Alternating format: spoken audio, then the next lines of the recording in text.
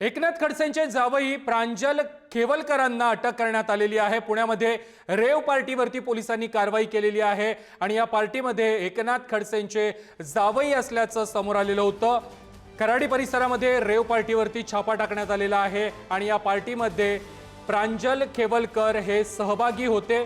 पार्टीतून मोठ्या प्रमाणावरती दारू, गांजा आणि हुक्का पोलिसांनी जप्त केलेला आहे। त्याचबरोबर प्रांजल खेवलकरांसह 5 पुरुष आणि 2 महिलांना देखील पुणे पोलिसांनी अटक केलेली आहे।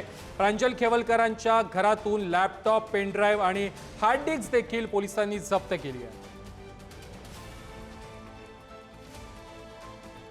प्रांजल खेवलकर यांच्या पुण्यातील घरावरती पोलिसांनी छापेमारी केलेली आहे। पोलिसांनी खेवलकर यांच्या घराची कसून तपासणी केलेली आहे। या तपासणी वेळेला त्यांचा लॅपटॉप, पेन ड्राइव्ह आणि हार्ड डिस्क देखील पोलिसांनी ताब्यात घेतल्याची माहिती मिळते। हे दृश्य आपण पाहतोय, खेवलकरांच्या घरावरती पोलिसांनी आज छापा टाकलेला आहे, छापेमारी केलेली आहे। यावेळेला कसून तपासणी देखील त्यांच्या घराची करण्यात आलेली आहे। काही साहित्य देखील पोलिसांनी पुढच्या तपासणीसाठी ताब्यात घेतल्याची माहिती मिळते।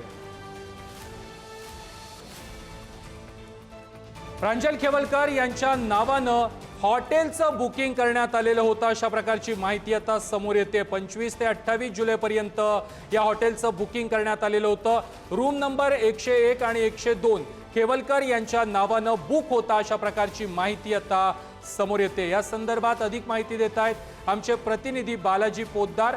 बालाजी, खेवलकर यांच्या नावावरतीच ज्या ठिकाणी पार्टी झाली आहे तो रूम बुक होता, अशा प्रकारची माहिती आता समोर येते।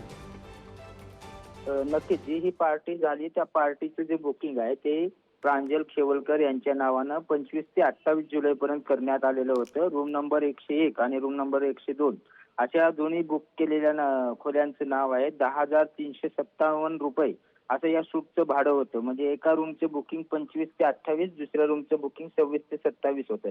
त्यामुळे नेमकं या पार्टीचे आयोजक कोण होते याचा तपास आता पोलीस करतायत। त्याचबरोबर ही पार्टी कशासाठी घेण्यात आली, इतर रेव पार्टी झाली का, इतर कुठली पार्टी होती, या सगळ्याचा तपास सुरू आहे। मात्र प्राथमिक दृष्ट्या एकनाथ खडसेंचे जे जावई आहेत प्रांजल खेवलकर डॉक्टर यांच्या नावाने हे बुकिंग असल्याने आता परत एकदा संशय निर्माण झालेला आहे। राजकीय विरोधक आरोप करत आहेत की त्यांना अडकावलं जाते। मात्र ही जी प्राथमिक माहिती समोर आली त्यानुसार या हॉटेलचं बुकिंग जे आहे ते प्रांजल खेवलकर यांनी त्यांच्या मित्रासाठी करून दिल्याचं त्यांच्याकडून म्हणण्यात येते। मात्र त्यांच्या नावाने हे बुकिंग असल्याचं आता समोर आलंय।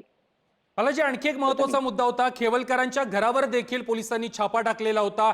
यावेळेला कोणकोणत्या वस्तू पोलिसांनी ताब्यात घेतलेल्या आहेत, जप्त केलेल्या आहेत, या घरामध्ये पोलिसांना नेमकं काय सापडलंय?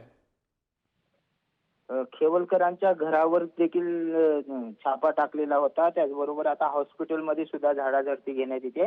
मात्र ठोस असं काही पोलिसांना आणखी मिळालेलं नाही। मात्र काही कागदपत्र आणि काही वस्तू ज्या आहेत त्या पोलिसांनी जप्त केलेल्या आहेत। नेमकं पोलिसांकडून यामध्ये सगळी गोपनीयता पाळली जाते।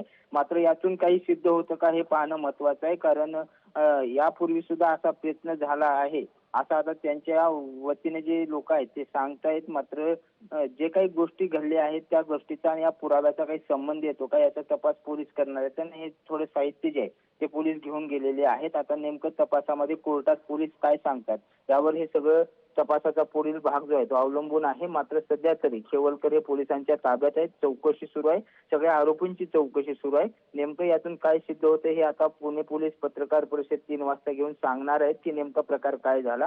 मात्र याचा सगळ्याचा तपास आता खोलवर जाणं आवश्यक आहे, कारण अशा रेव पार्ट्या जर पुण्यात होत असतील तर त्याचा तपास होणं आवश्यक आहे। अगदी बालाजी, धन्यवाद तुम्ही दिलेल्या सविस्तर माहिती संदर्भात।